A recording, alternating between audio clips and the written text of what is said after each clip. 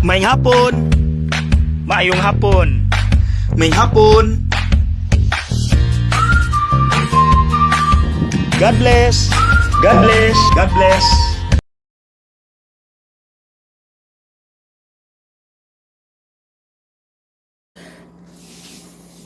Maayong gabi.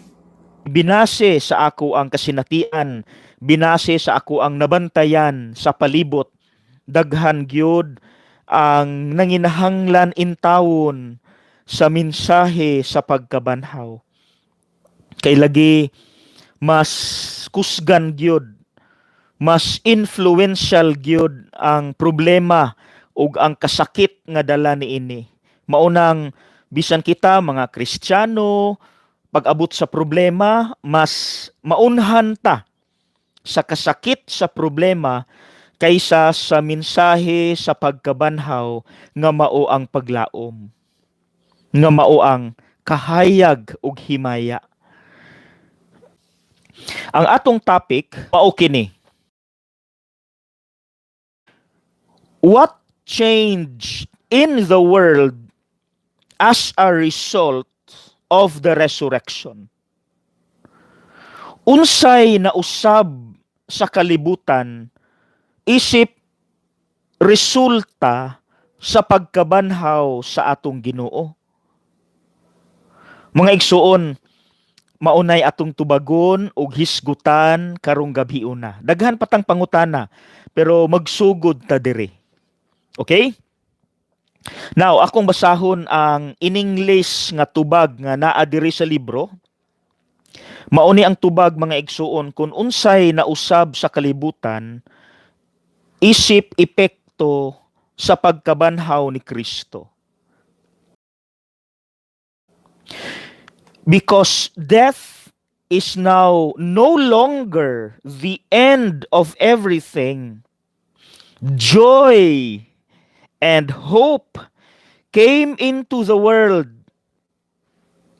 Mauna ang tubag mga igsuon.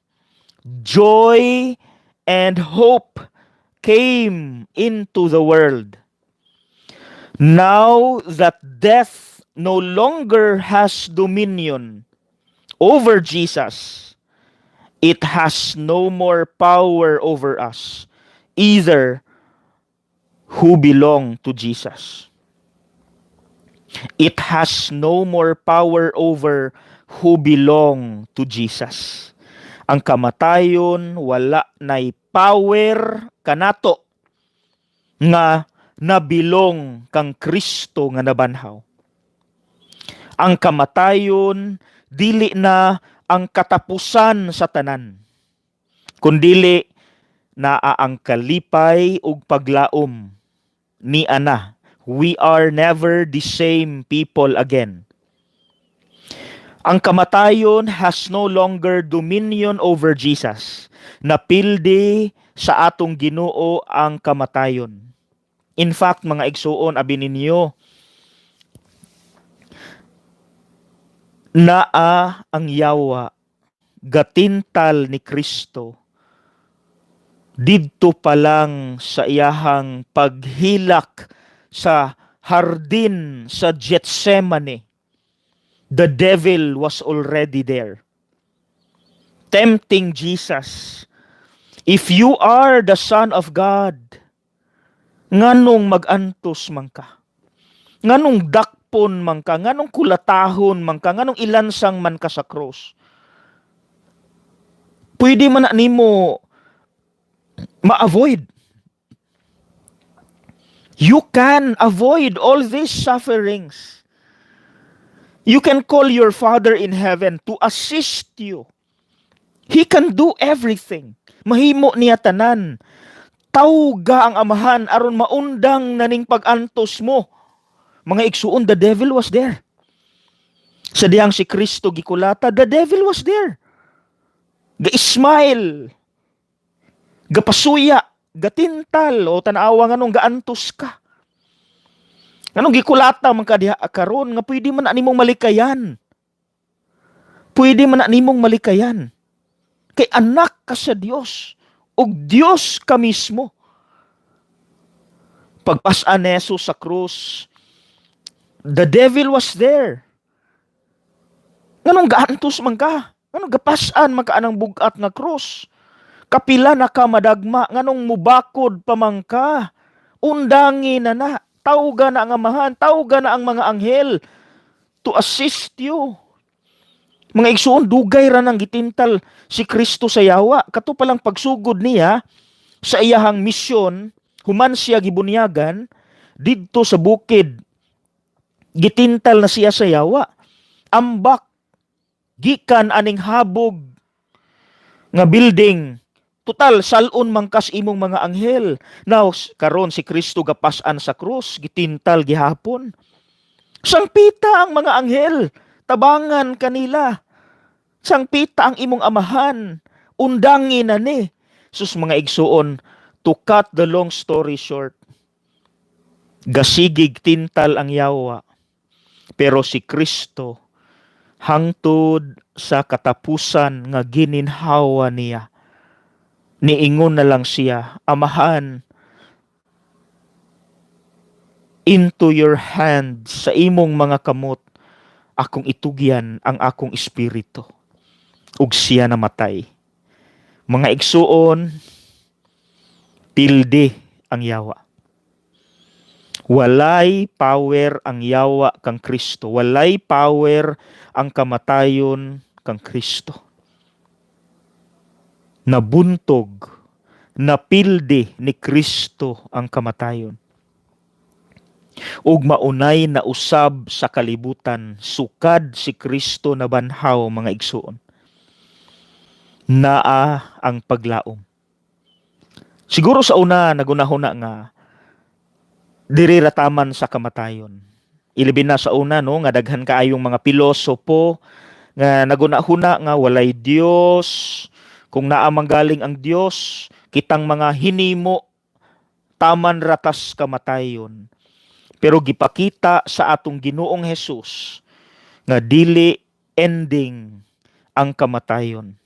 Kung dili sinugdanan lamang kini sa kinabuhi nga walay katapusan. Na, good news kaayo na mga igsuon. Good news kaayo na. No? So, sinugdanan lamang kini. Mao gani mga igsuon nga sa ako ang pamalandong, no, kada adlaw sa ako ang YouTube, niingon ko gahapon sa ako ang video nga kining pagkatao sa bata ug kamatayon sa tao parihara og proseso. Nganuman, ang bata nga naa sa tiyan sa iyang mama, gasalom-salom sa sabakan sa iyang mama, actually naa siya sa pinakahayahay nga estado sa kinabuhi. Walay pagpamunglay, wala gadaro, wala galuto og sudan, wala nanarbaho aron makakaon kay pinakaon siya mga igsuon. Kung unsay gikaon sa mama, unsay naa sa mama nga mga nutrients, mga vitamins and minerals, igo rang ipakaon sa bata sa sulod sa tiyan. Walay hago ang bata, hayahay ang bata mga igsuon. Hayahay kaayo ang bata nga naa sa sulod sa sabakan sa usa ka inahan. Mao kana ang pinakahayahay nga kinabuhi sa usa ka tawo nga naa kita sa tiyan sa atong inahan. Now, how do we relate that? Niingon man ko ganiha nga ang pagkatawo ug ang kamatayon pareha, kita pod mga igsuon. Kining kalibutan mao ni ang ato ang sabakan, mao ni ang sabakan, no? Mao ning gitawag Mother Earth. Mother Earth. Tungod kay niya kita sa kalibutan, mao kini ang sabakan nga atong gilangoy-languyan. Og tuod man mga igsuon, bisan tuod daghan tag problema, pero nobody wants to die. Because nakita nato nga lingaw kung buhi ta diri sa kalibutan, bisag naay mga problema, pero mangingibabaw gyud ang kahayahay ug kalipay. Di ba? Kamo, sige tagreklamo na atay daghang problema. Pero moingon pangutan-on ug daghan kang problema, gusto kang mamatay, moingon po dili pod. Simply because sayangan ta kung mamatay ta og sayo sa kalibutan because nag-enjoy ta sa kalibutan, no? Dawato nato na nga kamatuoran nga nalipay ta nga ni atas kalibutan. Mura pug naa ta sa sabakan sa atong inahan, galangoy-langoy, hayahay mga igsuon. Okay? Karon balik ta sa pagkatao. Ang problema, dili motubo, dili mulambo ang bata kung magpabilin lang siya sa sabakan sa iyang mama sa tibuok niyang kinabuhi. Dili siya mulambo, dili siya mutubo kung naara siya pirmi sa sabakan sa iyang inahan. So aron ang bata mutubo ug mulambo, kinahanglan biyaan niya ang kahayahay sa sabakan sa iyang mama. He or she must leave the comfort in the womb of his or her mother. Hayahay na gyud unta sa sabakan sa mama. Pero naapay usa ka pagtubo nga kinahanglan agian. Ug dili kita makasinati sa maong pagtubo ug paglambo kung magpabilin lang kita sa sabakan sa atong inahan. Munang kinahanglan tang mubiya. Now karon mga igsuon, unsa may inyong nabantayan nga ebidensya nato, pruweba nato nga ang bata nga naa sa sabakan sa iyang inahan naguol sa iyang pagbiya sa kahayahay sa sabakan ni mama. Sige daw, unsa may inyong nabantayan? Unsa inyong nabantayan nga ebidensya aron pagmatuod nga ang bata gisayangan sa iyang pagbiya sa kalibutan, sa sabakan sa iyahang mama. Unsa ka nga sa dihang siya gipakatao na tao nihilak siya. See? Kabantay mo mga igsuon, walay bata nga gipakatawo nga paggawas gyud niya gikan sa sulod sa iyang mama, wala tasukad kita og bata nga nagkatawa. Wala sukad na ay bata nga nigawas gikan sa sabakan sa iyang inahan nga nagkatawa. Now you understand. Now you understand. Nganong ang bata paggawas gyud niya gikan sa tiyan sa iyang mama, nganong maghilak mangyud ang puya. Nganong maghilak mangyud ang bata tungod kay dili gyud unta siya ganahan pa nga mubiya sa kahayahay sa sabakan sa iyang inahan. But he or she must leave. Kung gusto pa siyang mutubo ug mulambo, kinahanglan biyaan niya bisan hayahay na gyud unta. Kinahanglan siyang mudako. Kinahanglan siyang ma-strong, makatlakaw nga siya ra. Pero mahitabo ng tanan kung biyaan niya ang kahayahay sa sabakan sa iyang mama. Now mga igsuon, gets na to? Bal adto natas kamatayon. Now we also understand ngano man nga kung naay kamatayon manghilak man ta. Now we understand more. Kay sama sa bata nga naghilak, kita naghilak, kita maguol mamatay. Kung mahimo, inaton pa ang kinabuhi, i-extend pa ang kinabuhi, kay sayangan ta nga mubiya sa kahayahay sa kalibutan. Mao nang makahilak ta, maguol ta, no, kanang hapit na tang mamatay, maguol kita kay dili kita ganahan mubiya sa kalibutan. So pareha ra gyud mga igsuon, no? Pareha ra gyud sila. Similar kaayo ang pagkatao sa bata ug ang kamatayon sa tao. Pero mga igsuon, dili ta ganahan mubiya sa kalibutan, pero kung gusto ta nga makasinati sa kalipay nga walay sama, walay kapareha, bisan tuod hayahay ang kalibutan, sama sa sabakan sa mama nga hayahay, pero biyaan gyud nato na.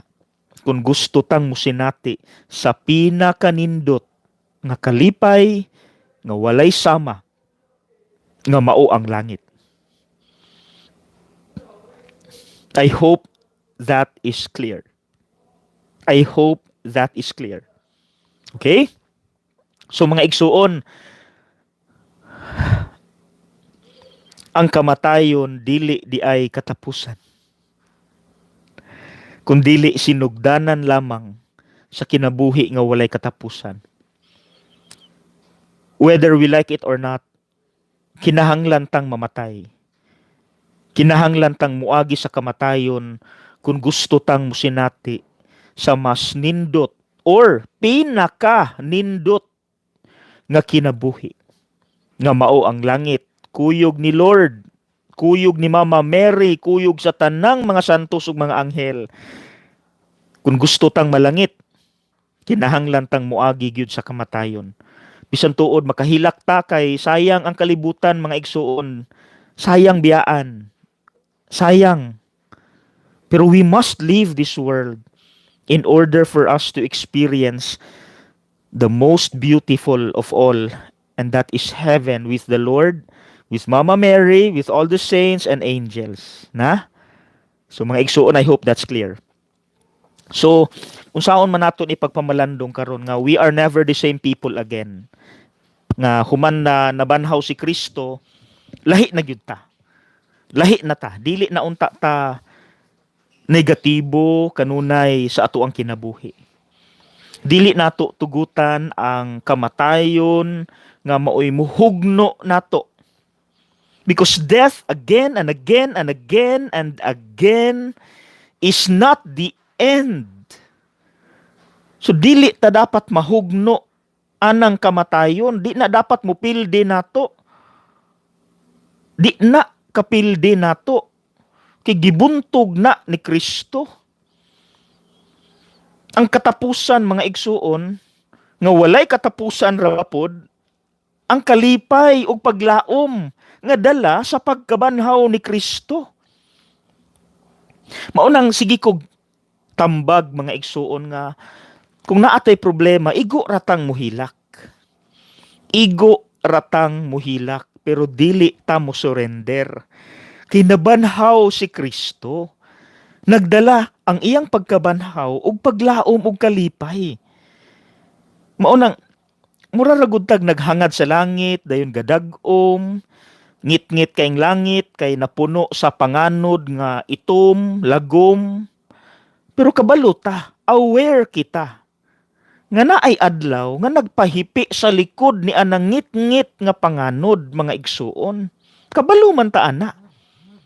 Mao nang atong paabuton nga moabot ra gyud ang panahon nga ang adlaw mupakita. Mawala ra nang ngit-ngit nga panganod mga igsuon. Kung kamo karon nagsinati ni anang ngit-ngit nga panganod, ayog focus diha. Kay sama sa giingon dinhi, wala naman ang kamatayon, pildi naman na ni Kristo, nganong magpabilin matas ka ngit-ngit.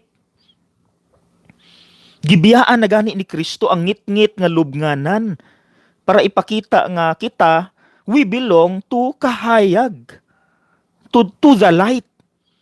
So mga igsuon, palihog ako gining balik-balikon kay lisod gyud kaayo ilabi na kita mga igsuon, daghan kanato dali ra gyung mahugno basta naay problema, dali ra gyung mahugno basta naay sakit, dali ra gyud kaayong ma-discourage mga igsuon, dali ra kaayong mga luya. Simple ra gyud akong tambag mga igsuon, hilak lang, hilak. It's ordinary, it's normal to cry. Pero ayaw surrender. Ayaw og surrender. Okay? Maunay mensahe sa ebanghelyo nga dapat kung naay problema, sakit man gyud na no, wala may gunahan natog problema no. Atong atubangon because kabaluta nga mahuman raning tanan. Ang Ginoo dili na mo pasagad nato mga igsuon. Nakahinumdum ba mo sa ako ang gi-share no sa radyo? Kabahin sa kasinatian nako sa Santo Niño no nga nagpakita samtang ako nagpaayo, samtang ako naa sa tuktok sa ako ang depresyon nga nagpaayo ko gikan ko na disgrasya. Kato mga igsuon usa kato ka lig-on nga pagmatuod nga ang Ginoo naa dili lang nato mabati nga siya naglihok sa atong kinabuhi kay gaun naman ang atong reklamo. Basta gani clouded na ang ato ang dalunggan, ang atong mga mata clouded na sa mga negatibo nga mga hunahuna. Saba na kay ng atong hunahuna mga igsuon, wala na tay madungog nga tingog sa Dios. Wala na tay makita nga lihok sa Dios atong kinabuhi. Like for example, kanang magdaot ta, gareklamo ta nganong gaingon ani ko, nganong nako ingon ani ayo ako Lord kay dili ko ka-enjoy sa akong kinabuhi. Saba kay ta pero actually ang atong gipangayo dugay rang gihatag sa Ginoo. Ako pagkahubak ko na ako atong grade 5 ko. Bata pa ko gidid-an akong dula, mga bugnaw, mga karne, ang akong makaon prutas ug utan ra dayon pinili nga isda. Mga igsuon as early as grade 5 I already question God, Lord, nganong ako man? Why can't I enjoy my childhood? Nganong di ko kasayaw sa eskwelahan? Nganong dili ko kadula og sports? Nganong na ako'y hubak? Nganong masakiton ko, Lord? I already question God. Wanang, as early as grade 5, I already asked God, Lord, heal me aron makadula ako balik. Lord, ayuha ko. Ayuha ko, sige ko giyaw-yaw. Nasaba ang akong una-huna. Wala ko kabalo. Years, many years, gikan akong pagreklamo ay pa nako nakita matay no dugay ra man day ko gitubag sa Ginoo. Nag-una lang gyud ang kanegatibo sa akong una-huna mao nang wala na nako makita nga si Lord actually naglihok di ay. When I asked for healing, He actually sent my mother and father, particularly my mother. Kaya akong papa nagtrabaho man sa planta.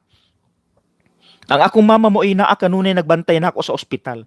Nagpuyo ko sa ospital mga igsuon for many years. Tungod lagi sa ka-acute no kaning ako ang hubak mga igsuon nga extreme gyud as in di gyud lalim mga igsuon no di gyud lalim kanang manglubong na imong collarbone dire manglubong na kay mag-apas kag hangin no di gyud lalim ng hubakon ta mga igsuon.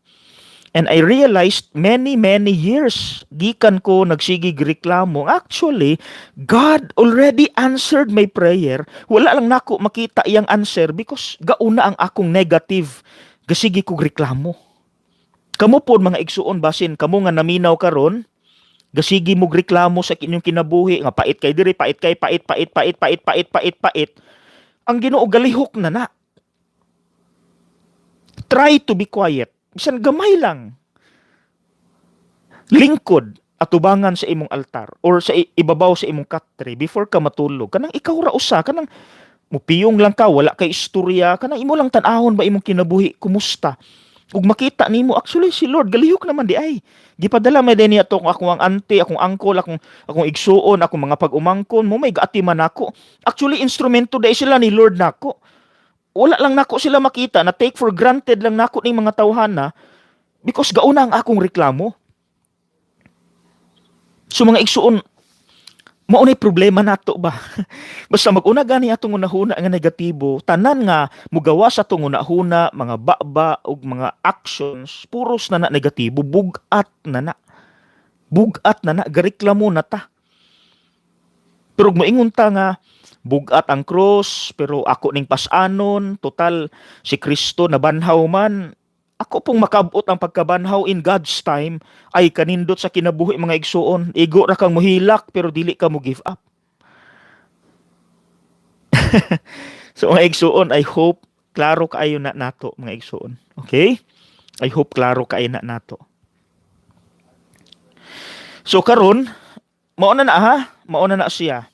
Death, sala, sakit, ug mga problema dili na maoy ending. Gipildi na ni Kristo hangtod sa katapusan niyang gininhawa, wa gyud siya mi-give up. Namatay siya sa krus kay gusto niyang pildihon ang kamatayon, ang sakit, ang problema. So ayaw intawon og focus. Ako naguol manggod ko mga igsuon kay daghan kayong kaso sa hikog sa mga batan-on. Daghan kayong kaso sa hikog mga igsuon. Gamayng bikil, hikog dayon. Gamayng bikil, hikog dayon. Palihog ko, kamo nga naminaw diha. Let us make a difference.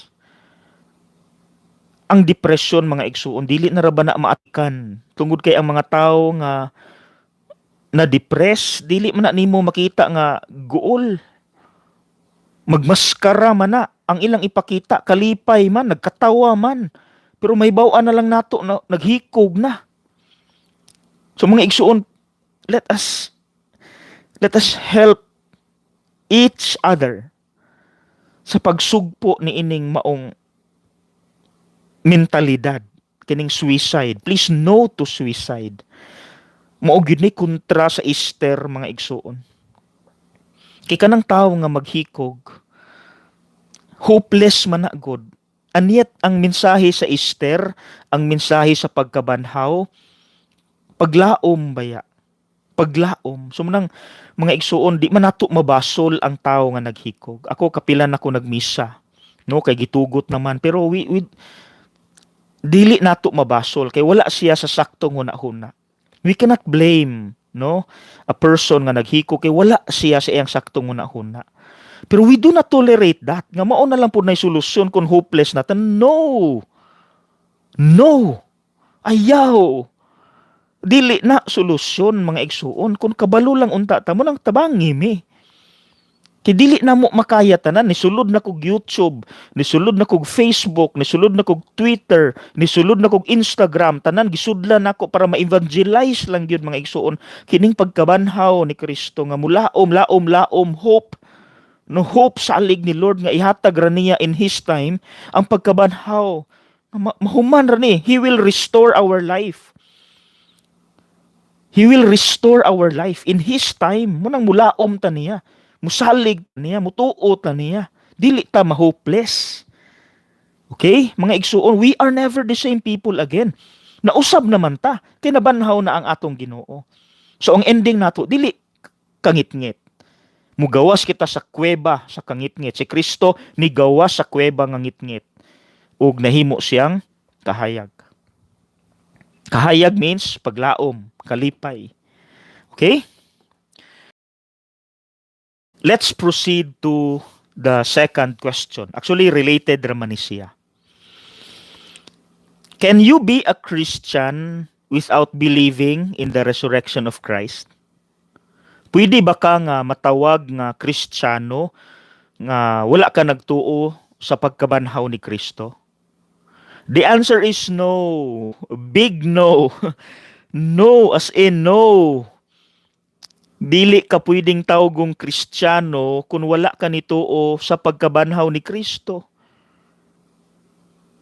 Sa giingon pa ni San Pablo sa iyang unang sulat ngadto sa mga taga-Korinto, if Christ has not been raised, then our preaching is in vain and your faith is in vain. Bitaw mga igsuon, no? Kung wala pa nabanhaw si Kristo, kung mipili siya nga mo give up na didto pa lang sa pagkulata, unsa pa may atong pulos sa kalibutan? Wala. Kay sa wala pa may anhi si Kristo ug karon wala parihara. Kamatayon ending, maghikog tang tanan. Kung naay problema, tapuso nato atong kinabuhi diretso kay wala may Easter. Wala may paglaom nga dala. Kanang paglaom mga igsuon gikan gina sa pagkabanhaw ni Kristo. Kunang imposible sa usa ka Kristiyano nga di siya mutuo nga nabanhaw si Kristo. Mga igsoon, dili na ma-imagine. Wala na nag-exist. Dili ta pwede tawgon nga Kristiyano kung wala kita mituo sa pagkabanhaw ni Kristo. Kaysa giingon pa ni San Pablo, ang tanan natong pagsangya walay bili, walay pulos kung si Kristo wala pa nabanhaw. Our preaching is in vain. Our faith is in vain if Christ has not been raised from the dead. Mao gani mga igsoon, kabantay mo sa mga stories sa mga bata. Kabantay mo anang mga bedtime stories. Once upon a time, di ba? Kabantay mo ana nga mga stories sa gagmay pa ta. Nganong ang ending sa story, and they lived happily ever after. Nganong kana may ending mga igsuon, and they lived happily ever after. Unsay basihanan ana? Kabalo mo unsa og mga salida nga kabantay mo sa mga salida nga naay kontrabida, naay bida, ang bida naay power, example no, naay power, ang kontrabida naapoy power, no? Pagsugod natog tan-aw malipay pa ta, no, kay bilib ta sa ato ang aktor, no, kay naay power. Pero pag abot sa tunga-tunga, nakalamang ug power ang kontra, giayog kulata ang atong aktor, nagguul ta, nahugno ta, no, kay ni para nato murag wala nay chance, kay nagkagamhanan na, nagka-powerful na kaayo ang kontra. Pero ang ending, pildi gyapon ang kontrabida bisan pag unsa kagamhanan mga igsuon. Nganong mudaog mangyud ang bida. Nganong naamay and they lived happily ever after. Nganong naama na?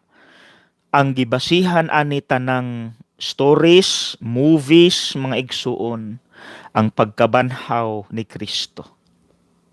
Munang I recommend mga igsuon, I highly commend my most favorite movie, ang pinaka, wala pa so far nakatupong ani. So far, wala pa. Ang pinaka paborito nako nga salida, Filipino movie nga nakadaog og daghang awards, Magnifico. Have you seen that? Kakita na ba mo ana mga igsuon? Usahay ipasalida man na sa Semana Santa.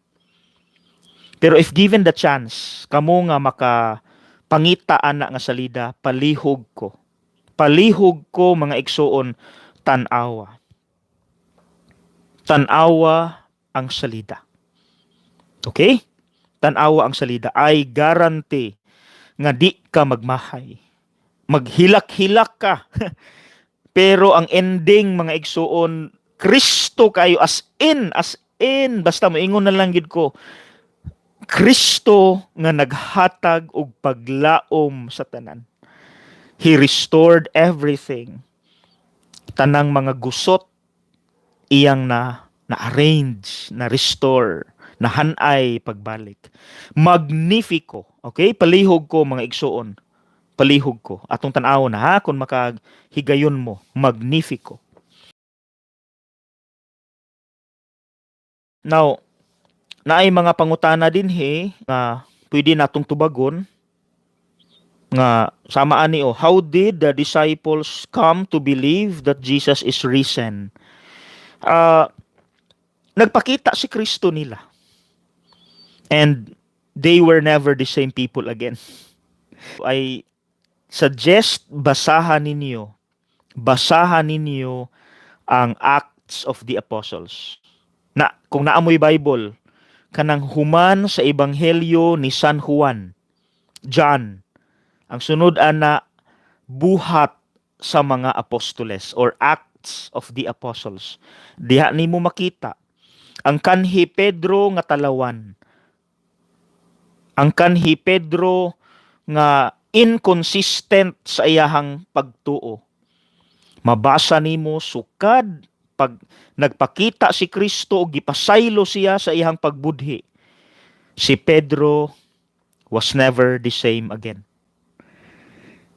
Kulatahon siya didto, kay nagsangyaw anang Kristo lagi, kay dili man gyud mosugot ang mga kadagkuan sa mga Hudiyo nga isangyaw lagi nga si Kristo nabanhaw, kang ilang gipalakat nga balita nga si Kristo gikawat ang lawas, wala nabanhaw, mao na ilang gipakatag nga gipakalat nga balita. Mao nang masuko kay sila nilang Pedro nga nagsangyaw sa mga plaza nga si Kristo nabanhaw, mo nang ilang ipadakop, ipakulata, no? Kana yung latiguhon gyud nila dayon nagkasamad-samad in taon ang likod nilang Pedro ug mga apostoles, pero pagbuhi kanila giwarninga sila nga ayaw na mogsangyaw ha, kay kung mosangyaw pa mo makabalik mo diri og kulatahon balik. Sus mga igsuon, bisan nagkasamad-samad pa ang likod, sangyaw na pod silang Pedro didto sa plaza nga si Kristo nabanhaw. Grabe ang good news sa Easter, no? So, kung muhawid lang kita sa Easter message, mga igsuon, mapariha man ta nilang Pedro nga kanhi mga mabudhion, mga traidor, mga inconsistent, no? Mga walay klaro, mga mabaw kay pagtuo, pero tungod sa pagkabanhaw ni Kristo, nahimo silang kusgan, isog, manlalaban sa pagtuo, bisan pag sila gisakit ug hangtod sila gipamatay.